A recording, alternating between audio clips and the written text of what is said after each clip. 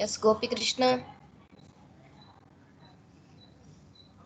Sir, ನಿನ್ನೆ ಯಾವ topic ಮಾಡಿದ್ವಿ?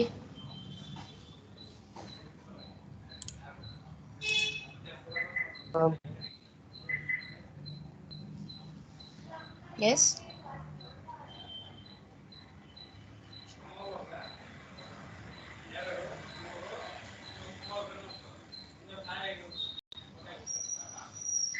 ಎಸ್ ನವೀನ್.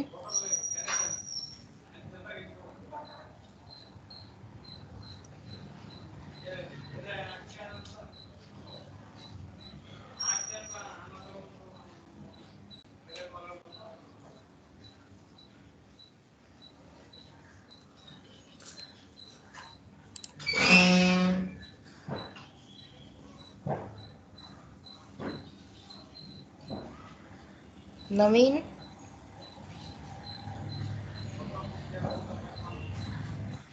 ಮೊಬೈಲ್ ಇಟ್ಟು ಎಲ್ಲೋ ಹೋಗ್ಬಿಡೋದು.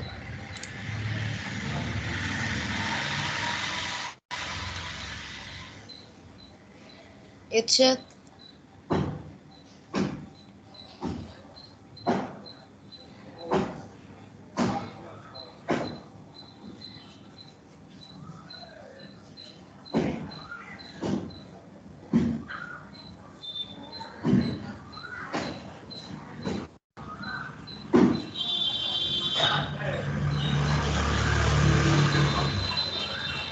ಕೃಷ್ಣ ಚೈತನ್ಯ.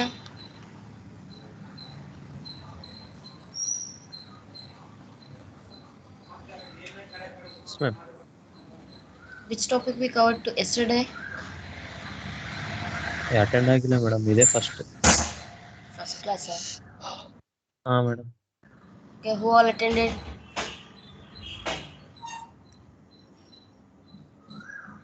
Kausar, Yes, ma'am. which topic we covered yesterday? Gauss law. What do you mean by Gauss law? Total electric flux equals to the total. Charge. Yes, simple equation we can tell. While writing the theory, it should be proper. In generally, the Gauss law is giving the information about the electric flux passing through the surface is going to be equal to the charge enclosed by it. Right, that is about the Gauss law. We taken the equation how to get for the Gauss law, and also we come across a Gaussian surface to analysis how the flux is going to be generating by using of the Gauss law, based on a different point charges in how it is located. Either it may be a point charge, infinite line charge, or else on a surface sheet, and also in terms of a sphere. The applications of a Gauss law, those are how it is going to be. Those all things we learned in the previous class. Next we'll go with the last topic of this module. That's about our Maxwell's first equation.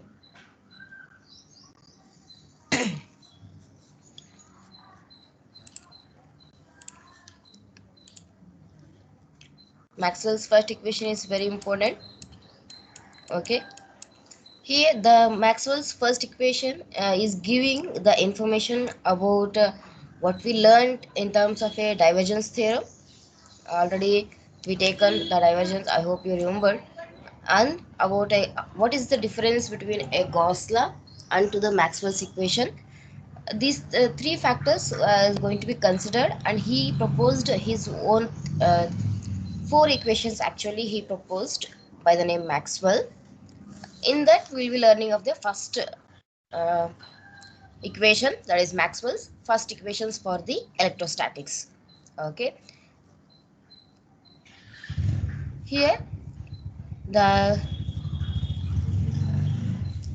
Maxwell's first equation is giving and providing an interpretation of divergence operation as it relates to the flux density.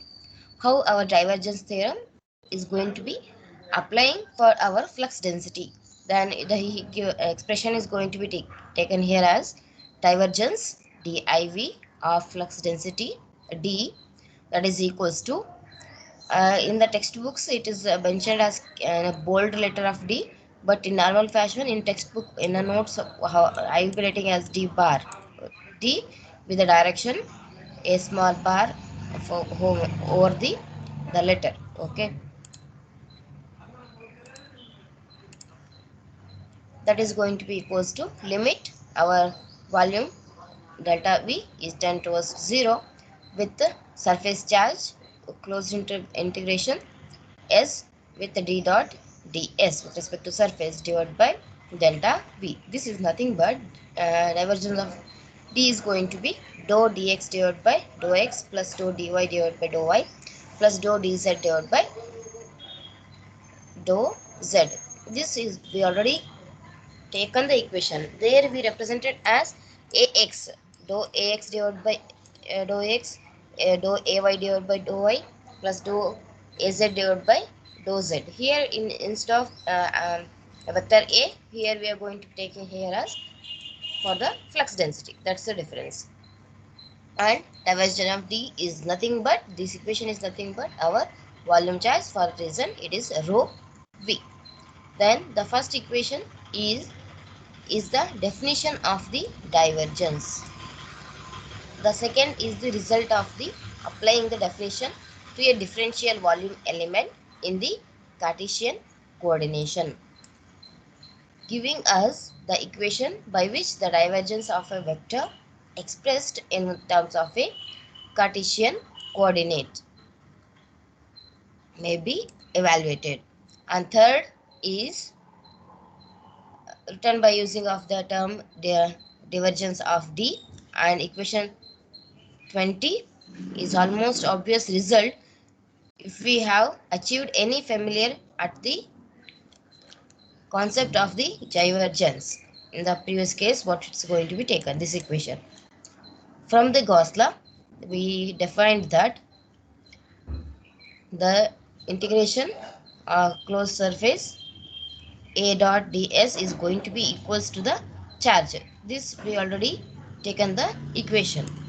Okay, this is for per unit, this is in terms of a charge, but per unit volume the base for each parameter we have to take for the per unit volume in the both the side divided by delta v. That's it.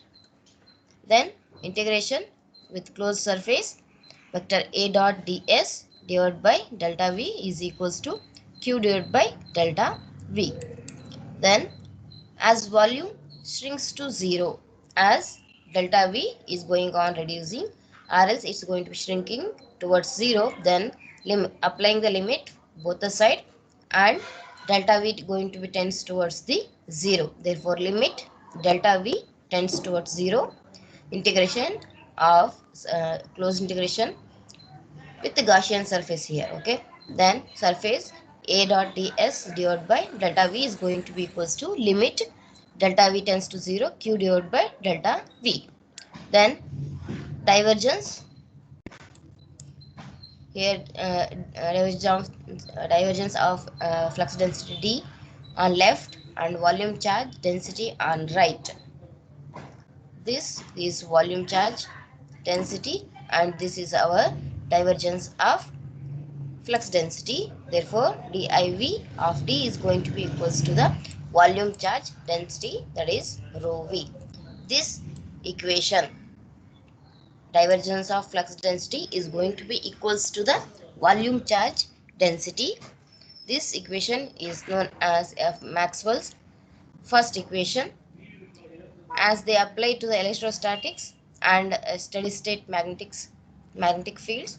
It states that the electric flux per unit volume, electric flux per unit volume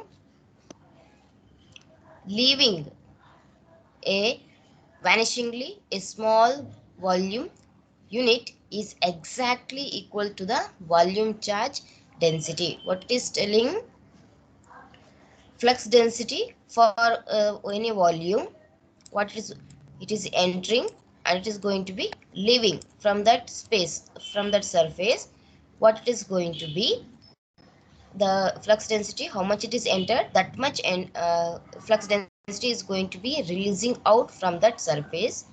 That is also equals to the volume charge density, means how much the area it is occupied, that much the flux density is going to be releasing out from the surface. That's what the meaning of the Maxwell's first equation. This equation is aptly called as a point from the point form of a Gauss law. Remember this.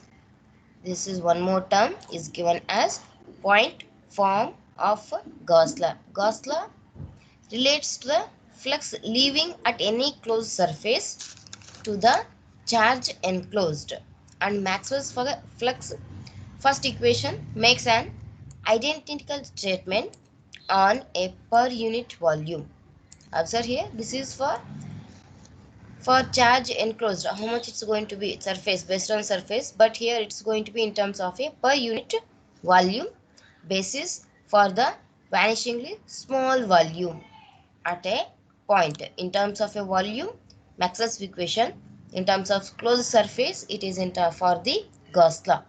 And remembering that the divergence may be expressed as the sum of three partial derivatives, that is dou what we will be taking. Maxwell's first equation is also described as a differential equation form of a Gauss law. Maxwell's first equation is nothing but the differential equation of a Gauss law. Gauss law is recognized as the integral form of a Maxwell's first equation.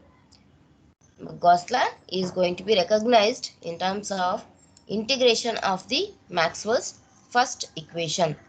This is what this point, 1 point, and here 1 point, 2 points, and what it's going to be stating 3 points. These 3 points you have to write for the Maxwell's first equation.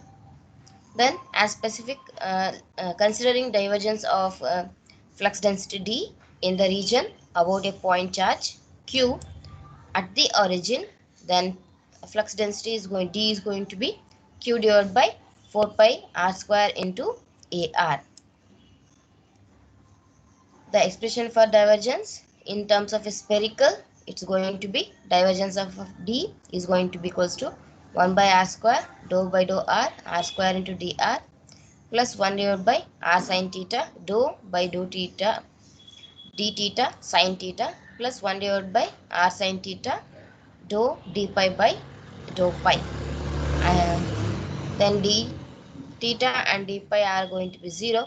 Then remaining is going to be divergence of D is going to be equals to 1 by r square d divided by dr of r square q divided by 4 pi r square. That is going to be equals to 0 when the condition is going to be if r should not be equals to 0. Then rho v is going to be equals to 0 everywhere except at the origin where it is infinite. At the origin, its value is going to be infinite only. Then the divergence operation is not limited to the flux density. It can be applied to any of the vector field. This is all about a Maxwell's first equation. It's a simple equation. First you have to write. First you have to take divergence of flux density. You have to write the equation. Then expand the equation. Then divergence of flux density is going to be equals to rho v, just in terms of Cartesian how it is going to be. We have to write the theory part, then write from the Gauss law, write the equation, then per unit volume what is the equation you will be getting. Then after taking the per unit volume, take the limit for your delta v, then you will be getting the first equation, that is divergence of D is going to be equals to rho v. Then a small 3 main points for the first equation, Maxwell's first equation. That is about what is the equation is there, that is in terms of theory. It states that electric flux per unit volume leaving will be vanishing a small volume unit is exactly going to be equals to the volume charge density in this case. Then it is also called as a point form of a Gauss law. Gauss law is for the closed surface, but for Maxwell's it is for the per unit volume. Then about write the equation. What is the Maxwell's first equation is also described by the differential equation form of a Gauss law. These are 3 points you have to remember and you have to write. Then for the point charge, what might be the flux density? This equation we already taken. Again here it is written. Then divergence of D in terms of a spherical coordinate system, d theta d pi, if it is 0, what's the equation you will be getting of? This is about your Maxwell's first equation. It's a simple equation, but this whole module is having lots of equations. For that reason, make sure you have to practice twice or thrice, then it will be easy to remember, or else you will get fully confused, because sometimes integration of closed surface will be there, or sometimes you may forget to write this. Okay, for that reason, practice once or twice, then it will be easy for you. From this, your module 1 will be finishing off. Okay, uh, next we'll go with a small revision what we learned in the first module. First, we started with our vector analysis. What do you mean by vector? And also we taken about our electromagnetics, what are the importance applications, what do you mean of those are things. Then we taken off what you mean by scalar and vector. Scalar means it is having the only magnitude, vector means it is both having magnitude and also a direction. And also we learned what are the examples of scalars and vectors. Then what do you mean by unit vector? That is unit vector a n also you can write, or a you can also write, no problem. That is going to be equals to the vector divided by mod of that vector, that I can write as a also. Then this unit vector will be giving the specific direction for our vector, in which direction it is going to varying, and also its value is magnitude is going to be 1 only. That is about a unit vector. Then remember this equation how we taken. Then vector addition and subtraction, how to write the vector addition in terms of a graphical and also in terms of a equation way.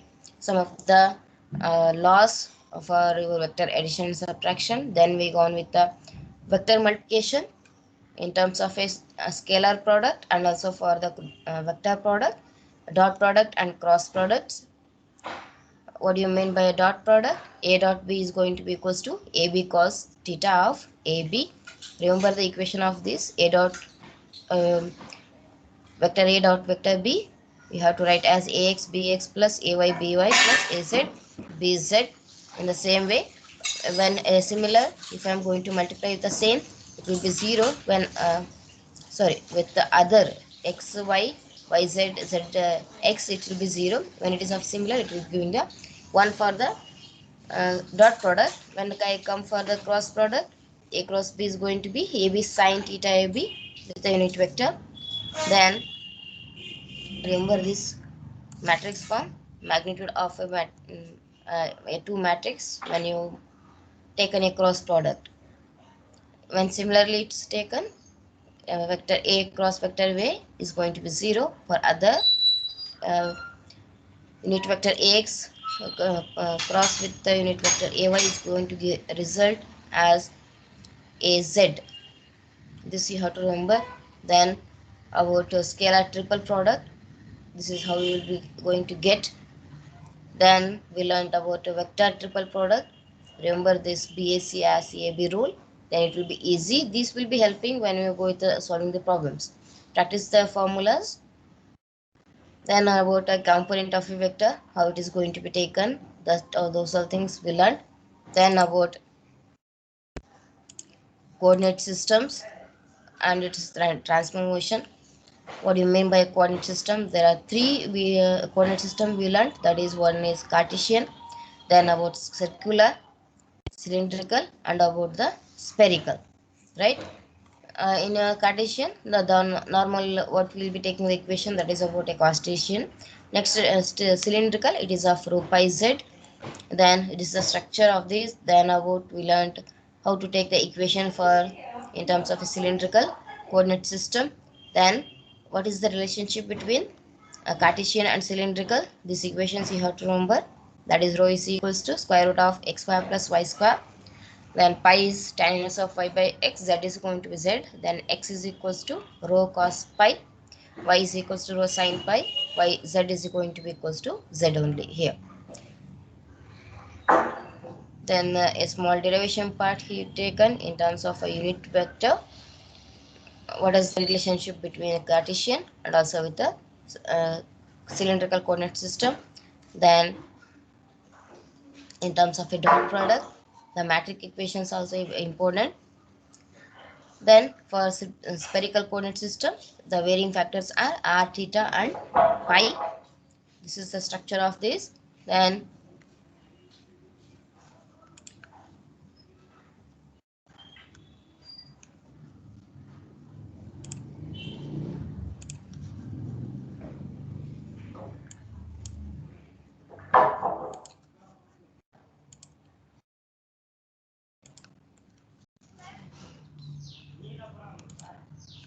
next we taken for spherical. This is the equation.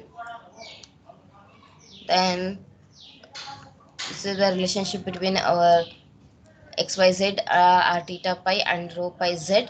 These equations you have to remember. Then the matrix equation.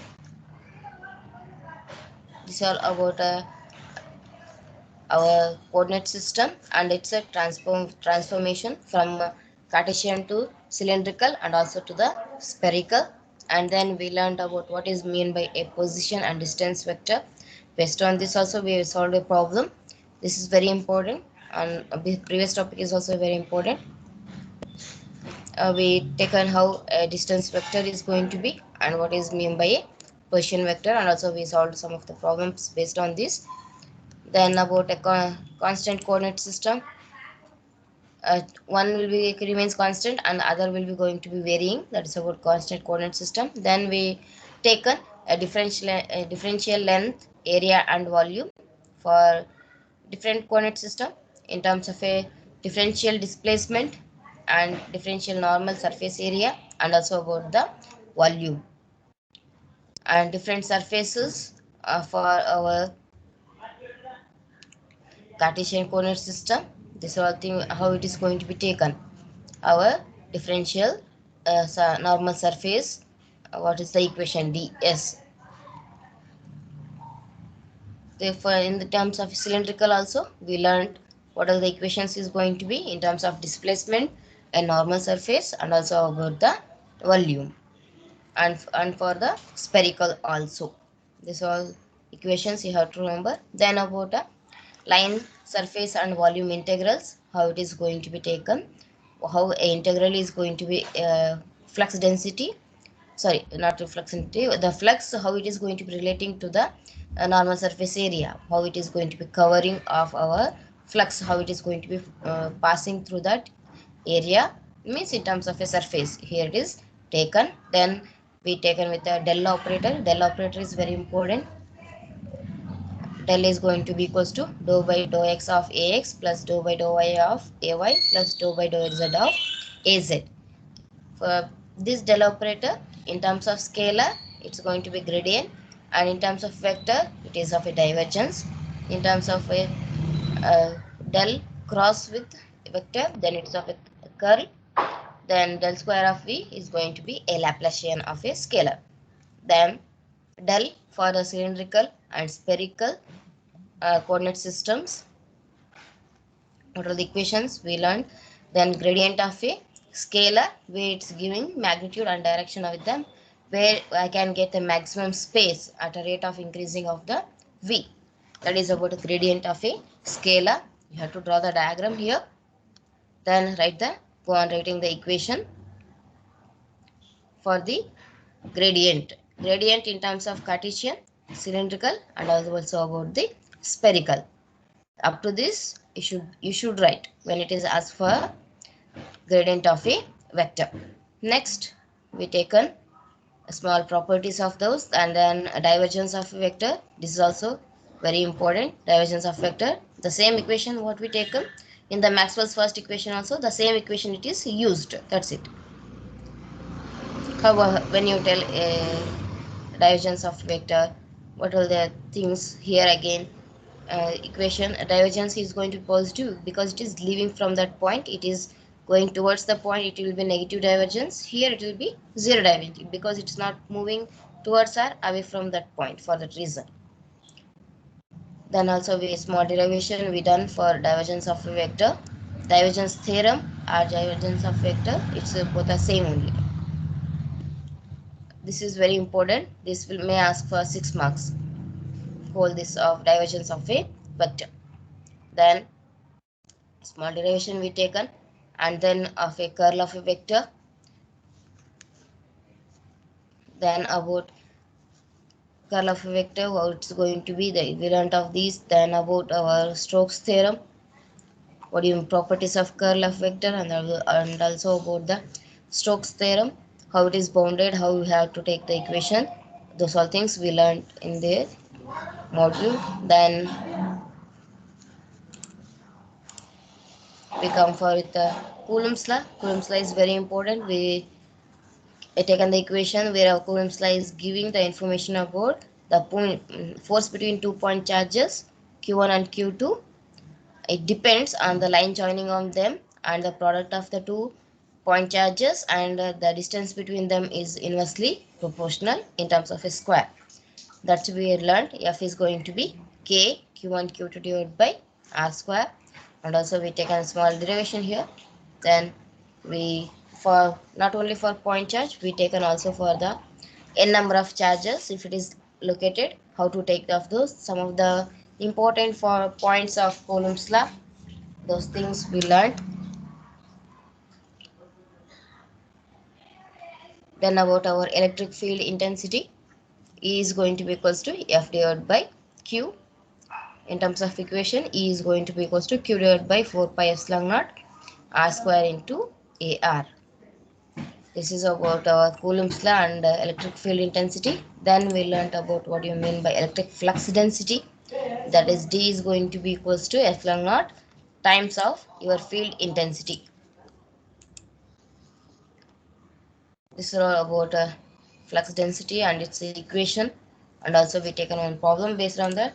Then we learnt about a Gauss law. What is Gauss law? Based on how much the electric flux density is going to be giving of that surface enclosed by it, and it depends on the how many charges are going to be enclosed by that.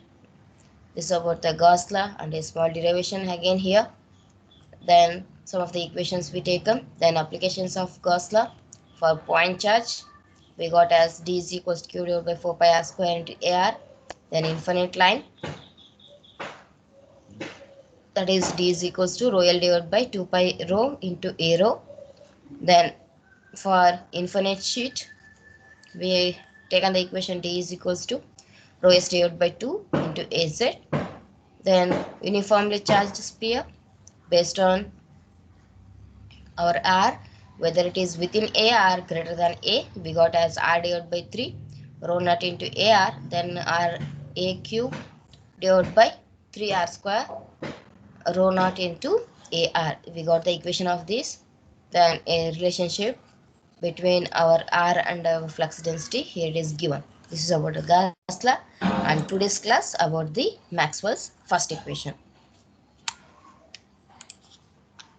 Okay, these are all things we learned in our first module. Okay, within say a few more questions today I will give as an assignment. Within next Monday, first assignment and also second assignment, you should mail to me. Who are not mailing your assignment marks will be going to be reducing. Okay, we'll stop for today's.